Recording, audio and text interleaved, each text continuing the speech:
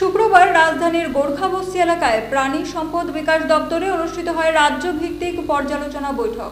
বৈঠকে উপস্থিত ছিলেন দপ্তরের মন্ত্রী সুধাংশু দাস সহ উচ্চপদস্থ আধিকারিকরা। অনুষ্ঠানে বক্তব্য রাখতে গিয়ে মন্ত্রী সুধাংশু দাস জানান, এই বৈঠকের মূল উদ্দেশ্য হচ্ছে 2025-26 অর্থ বছরে দপ্তর যে প্রজেক্ট হাতে নিয়েছে বা যে স্কিম এই জেলার মানুষের জন্য বরাদ্দ করা হয়েছিল তা কতটা ফলপ্রসূ হয়েছে তা খতিয়ে দেখা।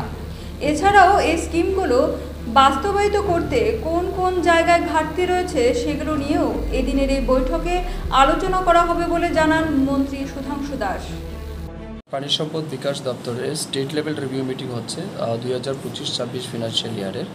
এই বছর আমাদের সরকারের পক্ষ থেকে যে বাজেট বরাদ্দ করা হয়েছে এটাকে কিভাবে বাস্তবায়িত করা যায় তার উপর আমাদের দিনভর আলোচনা হবে।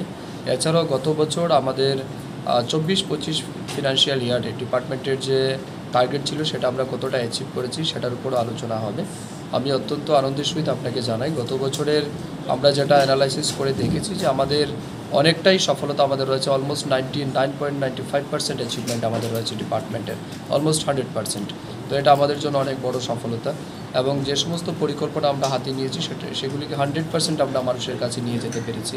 আমাদের ভ্যাকসিনেশন প্রোগ্রাম, বিভিন্ন ফ্ল্যাগশিপ প্রোগ্রাম, সেন্ট্রাল স্পন্সর স্কিমের যেগুলি রয়েছে সেগুলিকে মানুষের কাছে পৌঁছে দেওয়া এবং বিভিন্ন বিষয়ে আমরা যেমন আমাদের TLDA বা ERD ডিপার্টমেন্টের রয়েছে আর্টিফিশিয়াল ইনসেমিনেশন, সেই ক্ষেত্রেও আমরা ন্যাশনাল লেভেলে আমরা অ্যাওয়ার্ড পেয়েছি। চিপস বলে একটা অ্যাওয়ার্ড সেন্ট্রাল গভর্নমেন্ট দেয়, সেটাও আমরা পেয়েছি।